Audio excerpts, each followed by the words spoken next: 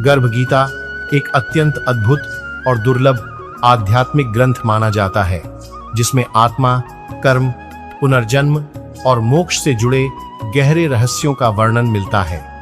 यह दिव्य ज्ञान भगवान श्री कृष्ण द्वारा अर्जुन को प्रदान किया गया बताया जाता है, जो मनुष्य को जन्म और मृत्यु के अंतहीन चक्र से मुक्त होने का मार्ग समझाता है।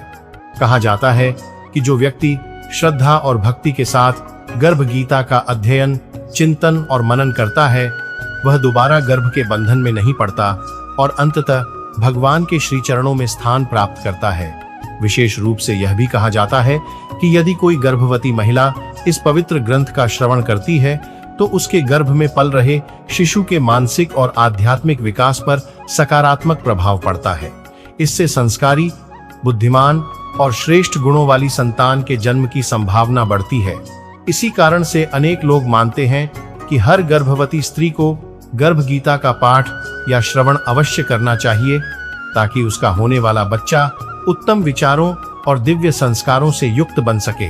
यह ग्रंथ केवल आध्यात्मिक उन्नति का मार्ग ही नहीं दिखाता, बल्कि यह भी समझाता है कि मनुष्य को अपने जीवन में किन कर्मों का पालन करना चाहिए और किन पाप कर्मों से दूर रहना चाहिए। इसमें जीवन का गहरा सार छिपा हुआ है, जो हर इंसान को सत्य, धर्म और पवित्रता से भरे जीवन की ओर प्रेरित करता है। यदि आप भी ऐसे ही आध्यात्मिक और ज्ञान से भरपूर विषयों को गहराई से समझना चाहते हैं, तो हमारे YouTube चैनल गीता संस्कार को सब्सक्राइब करें, वीडियो को लाइक करें और अपने विचार हमें कमेंट के माध्यम से जरूर बताएं। साथ ही इस पवित्र ज्ञान को अधिक से अधिक लोगों तक पहुंचाने के लिए इसे शेयर करना बिल्कुल ना भूलें। भगवद गीता एक दिव्य ग्रंथ है, जिसमें भगवान श्री कृष्ण की वाणी अमृत धारा की तरह प्रवाहित होती है। इसके 18 अध्याय और 700 श्लोक केवल शब्दों का संग्रह नहीं है, बल्कि मानव जीवन के लिए गहरा मार्गदर्शन प्रदान करते हैं, जो आत्मा की गहराइयों को स्पर्श करते हैं। इसी ज्ञान से जुड़ा एक और रहस्यमय पक्ष भी बताया जाता है, जिसे गर्भ गीता कहा जाता है। इसे कोई अलग ग्रंथ नहीं माना जाता, बल्कि गीता के ज्ञान का ही एक विशेष और पवित्र रूप समझा जाता है, जहां भगवान श्री कृष्ण और अर्जुन के बीच गहन संवाद का वर्णन मिलता है। गर्भ गीता में पारंपरिक अध्यायों की तरह विभाजन नहीं मिलता, बल्कि यह जीवन, जन्म और आत्मा से जुड़े रहस्यों पर आधारित एक गहरा आध्यात्मिक संवाद है। इसमें श्री कृष्ण अर्जुन को समझाते हैं कि जीवात्मा क्यों जन्म लेती है, मृत्यु क्यों होती है और किस प्रकार यह जन्म मरण का चक्र बार बार चलता रहता है। यह संवाद केवल साधारण शब्दों का आदान प्रदान नहीं है, बल्कि ऐसा सत्य है जो आत्मा को झकझोर देता है और मनुष्य को गहराई से सोचने पर मजबूर करता है।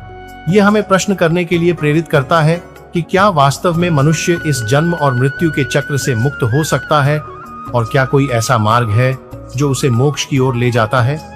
गर्भ गीता इसी गूढ़ रहस्य को समझाने वाली एक आध्यात्मिक कुंजी के रूप में देखी जाती है, जो मानव जीवन के सबसे गहरे सत्य को उजागर करने का प्रयास करती है। जहां भगवान स्वयं यह समझाते हैं कि मनुष्य किस प्रकार जन्म और मृत्यु के अंतहीन चक्र से मुक्ति प्राप्त कर सकता है।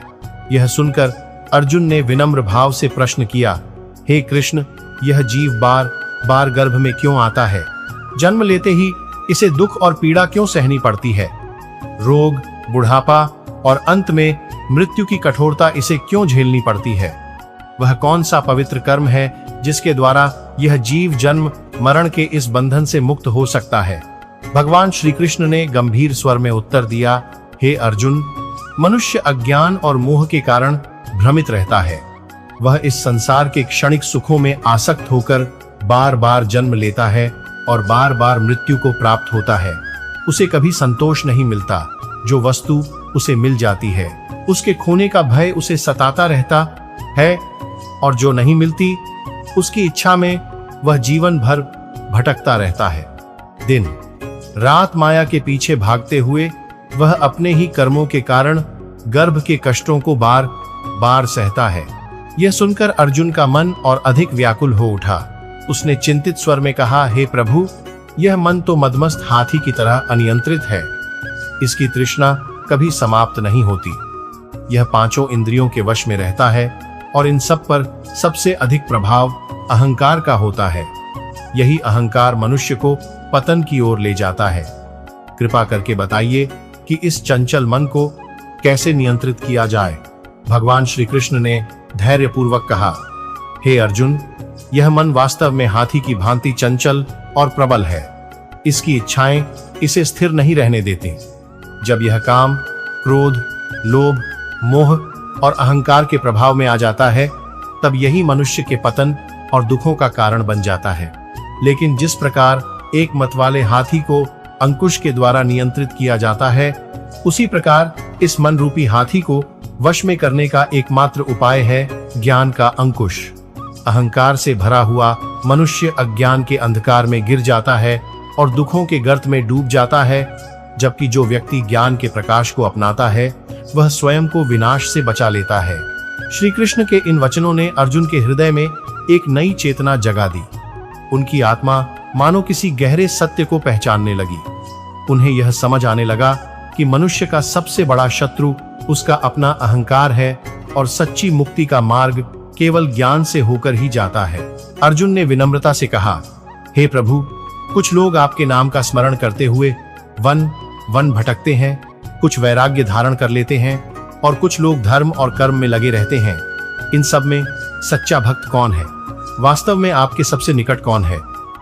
और वे वैष्णव कौन हैं जो आपके चरणों के सच्चे अधिकारी कहलाते हैं? भगवान श्री कृष्ण मुस्कुराए और बोले, हे अर्जुन, जो लोग मेरे नाम के लिए संसार की मोह माया को त्याग कर वन में भटकते हैं, वे सन्यासी कहलाते हैं। लेकिन जो केवल बाहरी रूप से जटा धारण करते हैं, शरीर पर भस्म लगाते हैं और भीतर से अहंकार से भरे रहते हैं, उनमें मैं निवास नहीं करता। अहंकार ही उनके मार्ग की सबसे बड़ी बाधा बन जाता है, जिसके कारण मेरे दर्शन उनके लिए दुर्लभ हो जाते हैं। यह सुनकर अर्जुन का मन फिर से जिज्ञासा से भर उठा। उन्होंने आगे पूछा, हे प्रभु, वह कौन सा पाप है जिसके कारण किसी की पत्नी की मृत्यु हो जाती है? कौन सा अपराध ऐसा है जिससे किसी का पुत्र उससे छिन जाता है? और कौन सा अधर्म मनुष्य को नपुंसक बना देता है? भगवान श्री कृष्ण ने गंभीर स्वर में उत्तर दिया, हे अर्जुन, जो व्यक्ति किसी से उधार लेता है और उसे लौटाने की नियत नहीं रखता, उसके इस अधर्म का फल यह होता है कि उसकी पत्नी असमय मृत्यु को प्राप्त हो सकती है। जो व्यक्ति किसी की अमानत में बेईमानी करता है, उसका पुत्र काल के ग्रास में चला जाता है, और जो किसी से वचन देकर समय आने पर उससे मुकर जाता है, वह अगले जन्म में नपुंसक जन्म प्राप्त करता है। ऐसे सभी कर्म अत्यंत गंभीर पाप माने जाते हैं, जो मनुष्य के जीवन को दुख और विनाश की ओर ले जाते हैं। अर्जुन ने गहरी सांस ली और फिर पूछा, हे प्रभु, वह कौन सा पाप है जिसके कारण मनुष्य जीवन भर रोगों से पीड़ित रहता है? कौन सा अधर्म उसे गधे का जन्म लेने को बाध्य करता है? कुत्ते का जन्म किस पाप के कारण मिलता है? और कौन सा पाप मनुष्य को बिल्ली के रूप में जन्म दिलाता है? भगवान श्री कृष्ण का स्वर गंभीर हो गया। उन्होंने कहा, हे अर्जुन, जो लोग कन्यादान के समय धन लेते हैं, वे पाप के भागी बनते हैं और इसी कारण वे जीवन भर अनेक रोगों से घिरे रहते हैं। जो व्यक्ति अपनी वासनाओं में डूबकर मदिरा का सेवन करते हैं, वे अगले जन्म में टट्टू के रूप में जन्म लेते हैं। जो लोग झूठी गवाही देते हैं, वे स्त्री योनि में जन्म लेते हैं। जो महिलाएं पहले स्वयं भोजन कर लेती हैं और उसके बाद ईश्वर को अर्घ्य अर्पित करती हैं, वे अगले जन्म में बिल्ली का जन्म पाती हैं। और जो लोग झूठी या असत्य वस्तु का दान करते हैं, वे अगले जन्म में दास्ता भरा जीवन प्राप्त करते हैं। अर्जुन का मन यह सुनकर अत्यंत व्याकुल हो उठा। उन्होंने कांपते हुए स्वर में फिर प्रश्न किया, हे प्रभु, कुछ लोगों को आप अपार धन, सुवर्ण और वैभव प्रदान करते हैं। वे किस प्रकार के पुण्य के अधिकारी होते हैं? और जो लोग हाथी, घोड़े, रथ जैसे राजसी सुख प्राप्त करते हैं, उन्होंने ऐसा कौन सा महान कर्म किया होता है? भगवान श्री कृष्ण ने मंद मुस्कान के साथ उत्तर दिया, हे अर्जुन, इस संसार में जो मनुष्य दानशील होते हैं, जो अपने धन को धर्म और सत्कर्म में लगाते हैं, जो भूखों को भोजन कराते हैं और निस्वार्थ भाव से सेवा करते हैं, वे सुवर्ण और अपार धन संपदा प्राप्त करते हैं। और जो व्यक्ति सत्य तथा न्याय के मार्ग पर चलते हैं, उनके जीवन में भी सम्मान और वैभव का उदय होता है। जो लोग अपने जीवन को धर्म और लोक कल्याण के कार्यों में समर्पित कर देते हैं, वे हाथी, घोड़े और रथ जैसे राजसी सुखों के अधिकारी बनते हैं। यह सब उनके पूर्व जन्मों के पुण्य कर्मों का ही परिणाम होता है। इस संसार में कर्म ही सबसे बड़ा सत्य है और मनुष्य जैसा कर्म करता है उसे वैसा ही फल अवश्य प्राप्त होता है। यह सुनकर अर्जुन गहरे विचारों में डूब गए। उन्हें समझ आने लगा कि संसार में मिलने वाला कोई भी सुख या दुख बिना कारण नहीं आता। हर जन्म, हर परिस्थिति और हर भाग्य मनुष्य के अपने कर्मों का ही परिणाम होता है। अर्जुन ने फिर प्रश्न किया, हे प्रभु, यह संसार इतना विविध क्यों दिखाई देता है? कोई राजा बनता है तो कोई निर्धन रहता है, कोई विद्वान होता है तो कोई अज्ञान में जीवन बिताता है। ऐसा कौन सा पुण्य है जिसके प्रभाव से किसी को ऐश्वर्य मिलता है और कौन से कर्म किसी को दरिद्रता की ओर ले जाते हैं? भगवान श्री कृष्ण ने करुणा भरी दृष्टि से अर्जुन की ओर देखा और कहा, हे अर्जुन, जो मनुष्य स्वर्ण का दान करते हैं वे अगले जन्म में घोड़ों और रथों जैसे वैभव के स्वामी बनते हैं। जो लोग निष्काम भाव से कन्यादान करते हैं वे पुनः मनुष्य जन्म प्राप्त करते हैं। जो अन्न का दान करते हैं उनका स्वरूप सुंदर और आकर्षक होता है और जिन्होंने विद्या का दान किया है वे स्वयं भी विद्वान और ज्ञानवान बनते हैं। संतों और सज्जनों की सेवा करने वाले पुण्यात्माओं को पुत्र रत्न की प्राप्ति होती है। अर्जुन का मन और भी जिज्ञासाओं से भर गया। उन्होंने अधीर होकर पूछा, हे प्रभु, कुछ लोग धन के प्रति अत्यधिक आकर्षित रहते हैं और कुछ लोग स्त्रियों के मोह में डूबे रहते हैं। यह आकर्षण किस कारण उत्पन्न होता है? श्री कृष्ण ने गंभीर स्वर में कहा, हे अर्जुन, धन और स्त्री दोनों ही इस संसार में नश्वर हैं। यह सब माया का मोहजाल है जो जीव को भटकाता रहता है। केवल ईश्वर की सच्ची भक्ति ही ऐसी है जो कभी नष्ट नहीं होती। जो व्यक्ति प्रभु की शरण में आ जाता है वही वास्तविक शांति और संतोष प्राप्त करता है। अर्जुन ने और गहराई से जानने की इच्छा व्यक्त की। उन्होंने पूछा, हे भगवान, राजपाट और सत्ता किस पुण्य के प्रभाव से प्राप्त होती है और कौन सा धर्म करने से विद्या का वरदान मिलता है? भगवान श्री कृष्ण का स्वर और गंभीर हो गया। उन्होंने कहा, हे अर्जुन, जो प्राणी काशी में निष्काम भाव से तप करते हुए अपने प्राण त्यागते हैं वे अगले जन्म में राजा बनते हैं और जो लोग अपने गुरु की सेवा निष्ठा, श्रद्धा और समर्पण के साथ करते हैं वे विद्या और ज्ञान प्राप्त करते हैं। वास्तव में यह संसार केवल कर्मों के फल का ही प्रतिबिंब है। फिर भी अर्जुन के मन में पूरी तरह समाधान नहीं हुआ। उन्होंने पुनः जिज्ञासा से पूछा, हे प्रभु, कुछ लोग बिना विशेष परिश्रम के अचानक धनवान हो जाते हैं, इसका क्या कारण होता है? भगवान श्री कृष्ण मुस्कुराए और बोले, हे अर्जुन, जो लोग गुप्त रूप से दान करते हैं, बिना किसी दिखावे के दूसरों की सहायता करते हैं, वे अचानक धन संपत्ति के अधिकारी बनते हैं।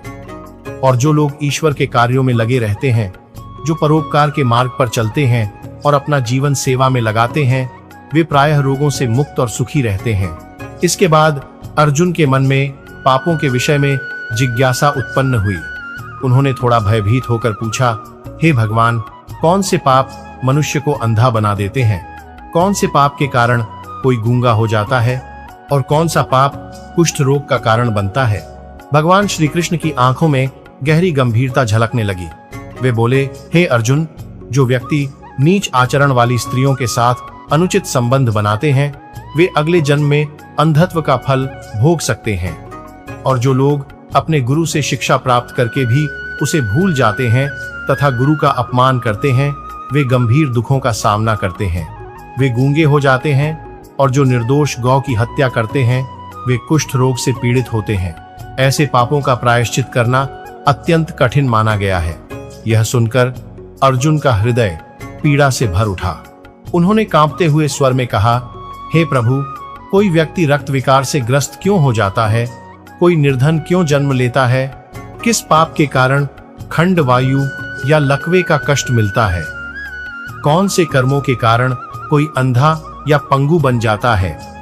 और कुछ स्त्रियां कम उम्र में ही विधवा क्यों हो जाती हैं? भगवान श्री कृष्ण का स्वर करुणा से भर गया। उन्होंने कहा, हे अर्जुन, यह सब मनुष्य के कर्मों का ही परिणाम होता है। जो व्यक्ति अन्याय से अर्जित धन से अपना जीवन चलाता है वह रक्त विकार जैसे रोगों से ग्रस्त हो सकता है। जो मनुष्य दूसरों का अधिकार छीन लेता है वह निर्धनता का जीवन भोगता है। जो अपने जीवन साथी के साथ छल करता है वह अगले जन्म में खंड वायु या लकवे जैसे कष्टों का सामना कर सकता है। जो लोग अपने माता पिता का अपमान करते हैं वे अगले जन्म में अंधे या पंगु रूप में जन्म ले सकते हैं। और जो स्त्रियां छल कपट से अपने पति को कष्ट देती हैं वे अगले जन्म में कम आयु में विधवा होने का दुख भोग सकती हैं। यह सुनकर अर्जुन की आंखों में आंसू भर आए। उन्हें समझ आ गया कि संसार में मिलने वाले सुख दुख स्वास्थ्य रोग धन निर्धनता सब कुछ मनुष्य के अपने कर्मों का ही फल है। जो जैसा कर्म करता है उसे वैसा ही परिणाम भोगना पड़ता है। अर्जुन ने गहरी श्रद्धा के साथ भगवान श्री कृष्ण के चरणों में प्रणाम किया और अत्यंत भावुक होकर बोले, हे प्रभु, आप परब्रह्म हैं, आप अनंत हैं, आपको बार बार प्रणाम है। पहले मैं आपको केवल अपना सखा समझता था, लेकिन अब मैं आपको पूरे ब्रह्मांड के परमेश्वर के रूप में देख रहा हूं। हे परमेश्वर, कृपा करके बताइए कि गुरु दीक्षा का क्या महत्व है और एक सच्चे गुरु का स्वरूप कैसा होता है। भगवान श्री कृष्ण की दृष्टि प्रेम और करुणा से भर उठी। वे मंद मुस्कान के साथ बोले, हे अर्जुन, धन्य हो तुम और धन्य है तुम्हारे माता पिता जिन्होंने तुम जैसे जिज्ञासु पुत्र को जन्म दिया। तुम्हारी यह जिज्ञासा ही तुम्हारे उद्धार का संकेत है। हे अर्जुन, इस संसार में गुरु का स्थान अत्यंत ऊंचा माना गया है। संपूर्ण ब्रह्मांड का गुरु स्वयं जगन्नाथ को माना जाता है। विद्या का केंद्र काशी को कहा गया है और चारों वर्णों के लिए सन्यासी गुरु के रूप में पूजनीय माना जाता है। सच्चा सन्यासी वही होता है जिसने सब कुछ त्याग कर अपना मन केवल परमात्मा के नाम में लगा दिया हो।